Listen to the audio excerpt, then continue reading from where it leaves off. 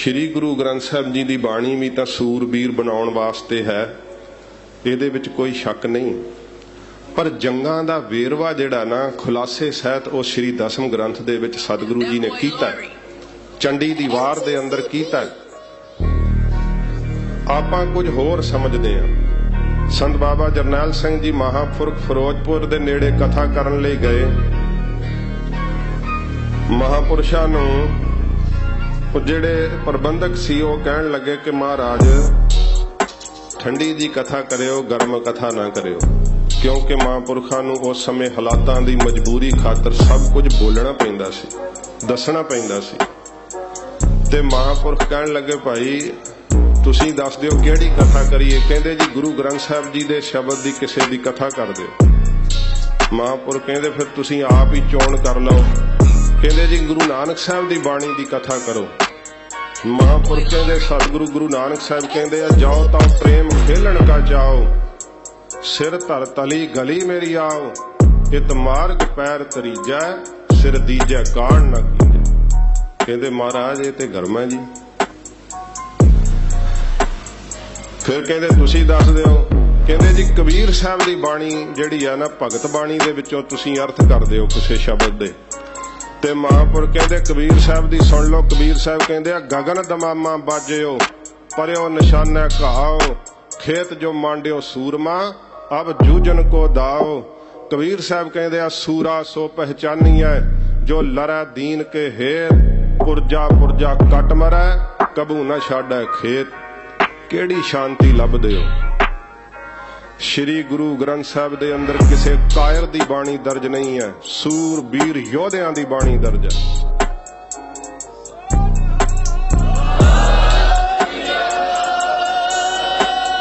बाबा नामदेव जी नूं उन्हां दी माता ने की कहा सी? यही कहा ना पुत्र छोड़ राम की ना भजे खुदाए। ते की बाबा नामदेव जी नूं नहीं पता? कहंदे मां मैनूं पता है कि खुदा भी ओदा ही नाम है ते राम भी ओदा ही नाम है, पर जबरदस्ती कहाना चाहते ओदे नाल नहीं मैं लिखण लगा। पुत्र जान बचा लै, ना हो तेरा पुंगड़ा ना तू मेरी माई। की जवाब दिता? बाणी विच दर्ज है, तू मेरी मां ही नहीं, मैनू कायरता वाला उपदेश देनी। आपां किहो जी शांति पालदे?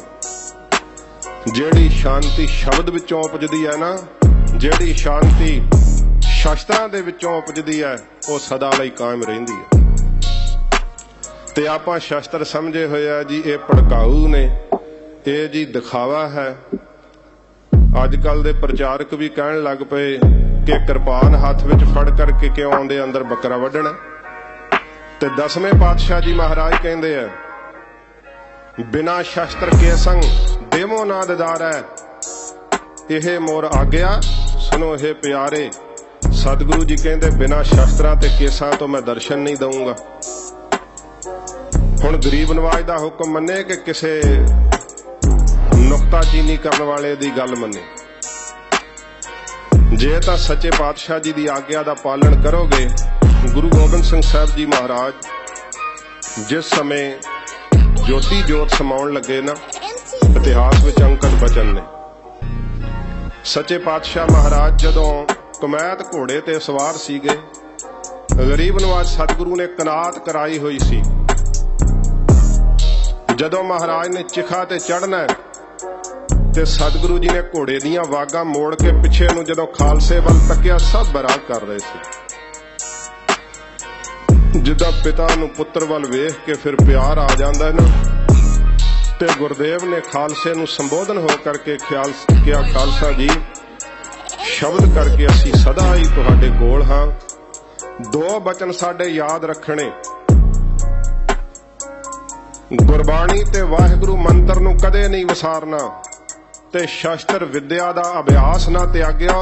संसार दी कोई कौम तुहानू गुलाम नहीं कर सकेगी। ये साहिब ने ज्योति जोत समाउण लग्या बचन कहे सी, अंकत ने इतिहास विच।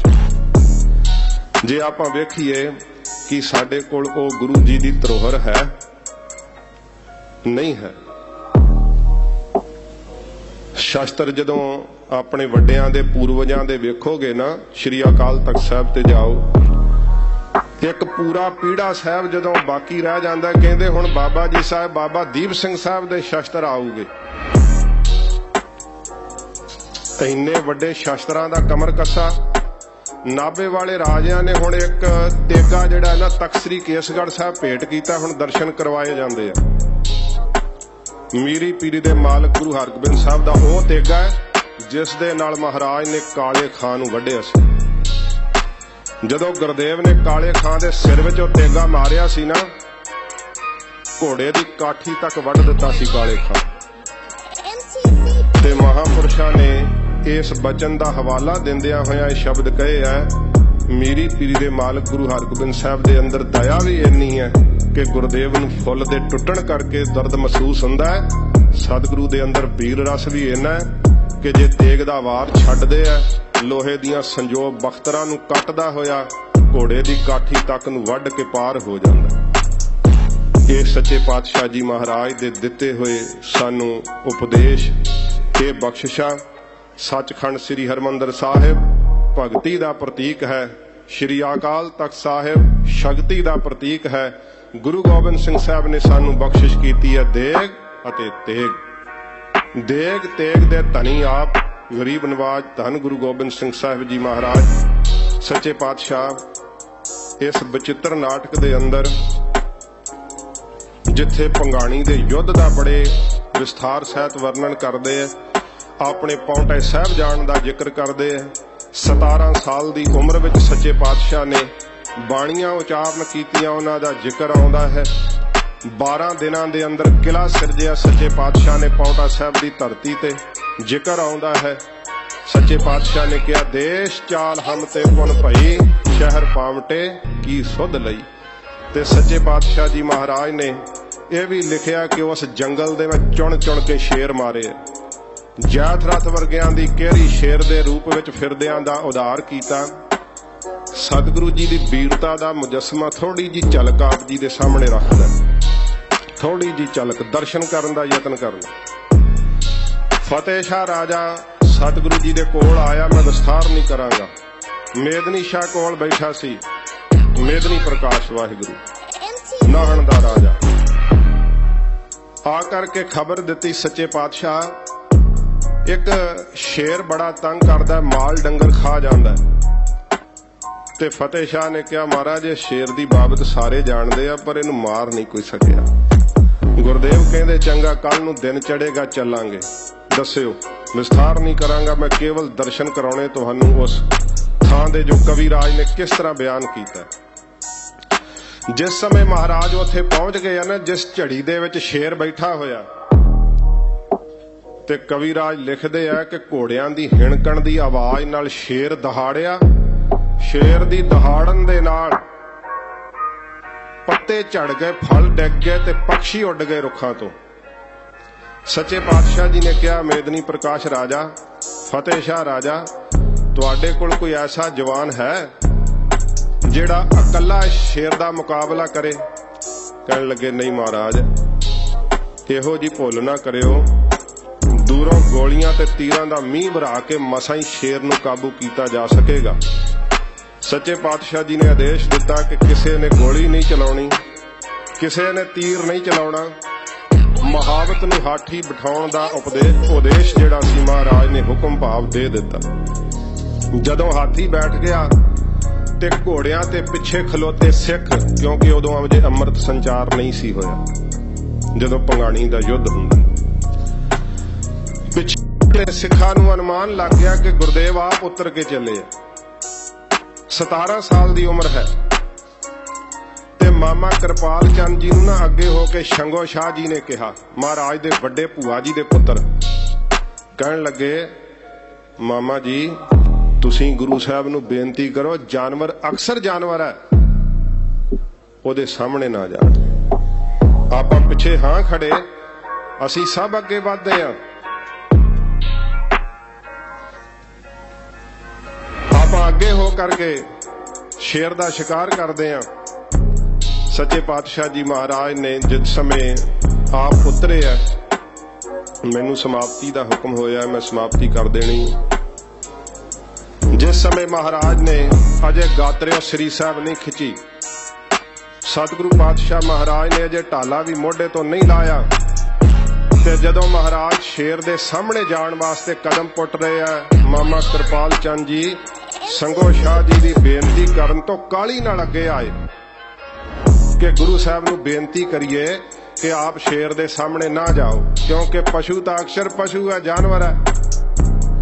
जिस समय मामा कृपाल चंद जी गुरदेव दे सामने होए है, कविराज लिखदे है कि मस्तक दे उत्ते इन्ना नूर दग रहा सी, वीर रस दे नाल इन्ने नेत्र भख चुके सी कि मामा कृपाल चंद जी पिछले पैरी पिछां नूं मुड़ आए ते समय शंगो शाह जी कहण लगे मामा जी बेनती नहीं कीती, ते शंगो शाह नूं मामा कृपाल चंद जी ने कहा शंगो शाह जुरत नहीं पई सतगुरु नूं बेनती करन दी।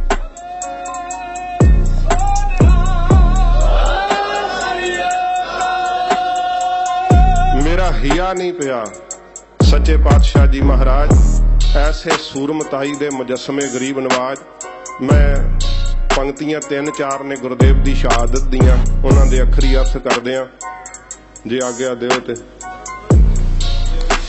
सो सच्चे पातशाह जी महाराज अपने पिता सतगुरु की शहादत कहिंदे आ।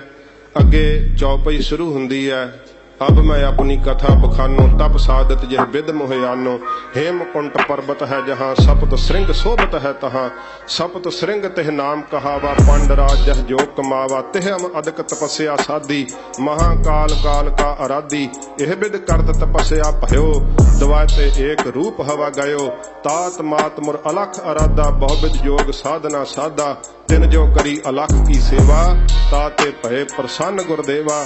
गुरु कलगीधर जी कहते तिन प्रभ जब आयस मोह दिया, तब हम जन्म कलहु मैं लिया।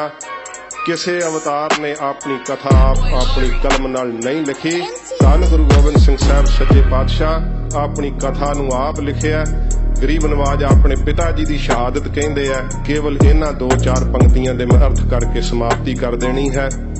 महापुरुषां दी बरसी ते आपने हाजरियां भरियां, इन्ना ज्ञान दा प्रसाद जिहड़ा वंडिया गया आप जी, क्योंकि कई गल्लां तां चेते नहीं रहिंदियां, पर कुछ एक किणका जिहड़ा ओह अपने पल्ले जरूर बन करके खड़ना। मुख मकसद है कि पतत पुणे दी लहर नूं खत्म कीता जावे।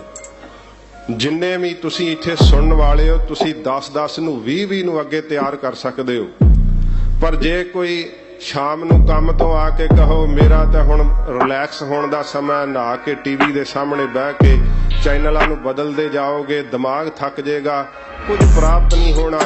जदों काम तो वेले हुन्ने हो, किरत तो वेले हुन्ने हो, उदों धर्म की किरत करन लग जाया करो कि किसे ना किसे नूं प्रेर के सिੱਖੀ ਵੱਲ लियाउणा, ਉਹਦੇ केस रखाउण वास्ते बेनती करनी। अपनी शख्सियत नूं इन्ने प्यार वाले बनाओ कि तुहानूं कहण दी लोड़ ना पवे। असीं खुद जिहड़े मोने आ, क्लीन शेव शब्द मैनूं सिंह कहंदे ना वरतिया करो, क्योंकि वो समझदे असीं साफ हाँ ते तुसीं गंदे हो। ये मैनूं ਸਿੰਘਾਂ ने दस्सिया क्लीन शेव शब्द इस तरह बनिया, सानूं ये नहीं वरतना चाहिदा। पर जदों कि असल दे अंदर उन्हां नूं ज्ञान नहीं है मेरे वीरां नूं, पर जिथे जिथे भी मैनू सेवा प्राप्त हुई है, बहुत ज्यादा मोने वीर ही मेरे नाल प्यार करते हैं, क्योंकि मैं उन्होंने अपने प्यार नाल लाया कि मेरे पुरखियां ने कहा कि नाल लाओ। मेरे वड्डियां ने उपदेश दिता है, जिन्ने भी शहरों में दास ने जाग जाग के सेवा की है, बहुत ज्यादा मोने वीर जिहड़े सी, जदों उन्हां दी संध्या 22 वारां ते जां भगत बाणी ते आउंदी सी, मैनूं कहण दी लोड़ नहीं सी पैंदी, अपने आप परिवारां समेत उन्हां ने अमृत छके अपने आप, क्योंकि गुरबाणी अपने आप विच एक साध संगत जी जागदी जोत है, कहण दी लोड़ नहीं पैंदी। अमृत छके दा भी उदों पता लग जा जदों आप तरस नाल मंगे कि मैनूं अमृत दी दात महाराज दे दिओ। सच्चे पातशाह अपने गुरदेव पिता जी बारे कहंदे ने, आओ मैं फिर समाप्ति करांगा। महाराज नाल जुड़दे होए आखो जी सतनाम श्री वाहेगुरु साहिब जी। तिन ते तेक बहादुर भये। गुरु गोबिंद सिंह साहब जी महाराज कहंदे आ, गुरु हरकृष्ण साहब जी महाराज जदों सचखंड गए, तिन ते तेक बहादुर भये। ਤਿੰਨਾਂ ਤੋਂ ਗੁਰੂ ਹਰਕ੍ਰਿਸ਼ਨ ਸਾਹਿਬ ਜੀ ਤੋਂ ਗੁਰੂ ਤੇਗ ਬਹਾਦਰ ਸਾਹਿਬ ਜੀ ਵਰਸੋਏ। ਜਦੋਂ ਮਹਾਰਾਜ ਨੇ ਦਿੱਲੀ ਦੇ ਵਿੱਚ ਪਣਗੇ ਦੀਆਂ ਪਰਿਕਰਮਾ ਕਰਕੇ ਕਿਹਾ ਸੀ, ਬਾਬਾ ਬਸੇ ਗ੍ਰਾਮ ਬਕਾਲੇ, ਬਲਗੁਰ ਸੰਗਤ ਆਪ ਸੰਭਾਲੇ, ਉਦੋਂ ਗੁਰੂ ਤੇਗ ਬਹਾਦਰ ਸਾਹਿਬ ਜੀ ਮਹਾਰਾਜ ਗੁਰਤਾ ਦੇ ਮਾਲਕ ਹੋਏ। ਤਿਲਕ ਜੰਜੂ ਰਾਖਾ ਪ੍ਰਭ ਤਾਂ ਕਾ। ਜਦੋਂ ਵੱਡਿਆਂ ਸਤਿਗੁਰਾਂ ਜੀ ਤੱਕ ਸਤਿਗੁਰੂ ਜੀ ਨੇ ਜ਼ਿਕਰ ਕੀਤਾ ਨਾ, ਤੇ ਗੁਰਦੇਵ ਪਿਤਾ ਦੀ ਸ਼ਹਾਦਤ ਦਾ ਕੇਵਲ ਤੇ ਕੇਵਲ ਸਾਧ ਸੰਗਤ ਜੀ ਇਸ ਪਾਵਨ ਗ੍ਰੰਥ ਦੇ ਅੰਦਰ ਜ਼ਿਕਰ ਹੈ।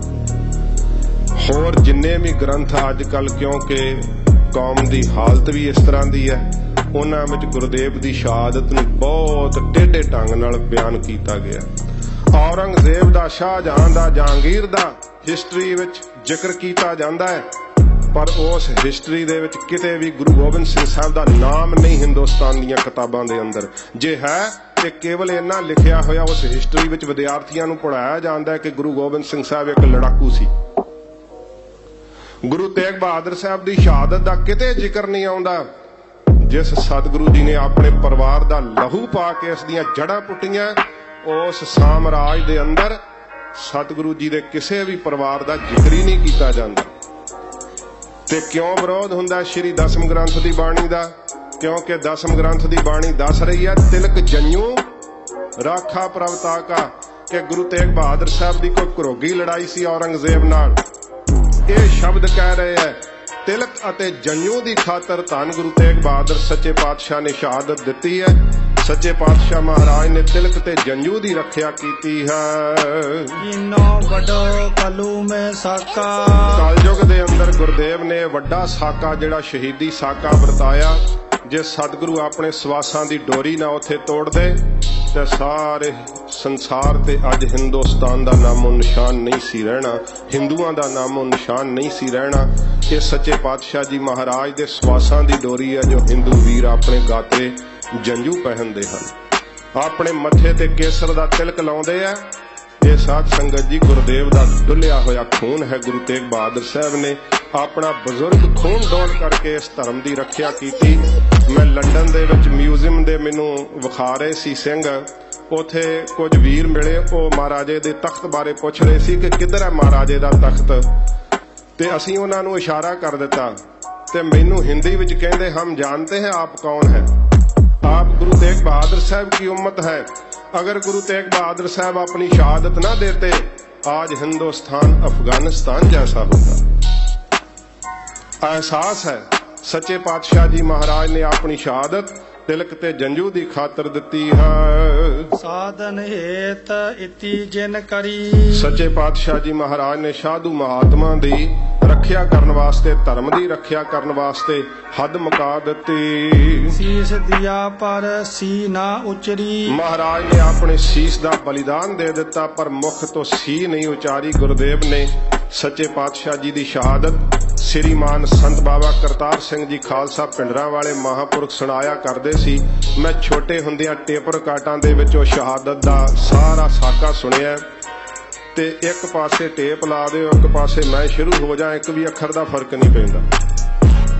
ਸਿੰਘ ਸਾਹਿਬ ਭਾਈ ਰਾਮ ਸਿੰਘ ਜੀ ਵੀ ਇਸ ਤਰ੍ਹਾਂ ਮਹਾਰਾਜ ਦੀ ਸ਼ਹਾਦਤ ਸੁਣਾਉਂਦੇ ਜਿਵੇਂ ਮਹਾਂਪੁਰਸ਼ਾਂ ਤੋਂ ਸੁਣੀ।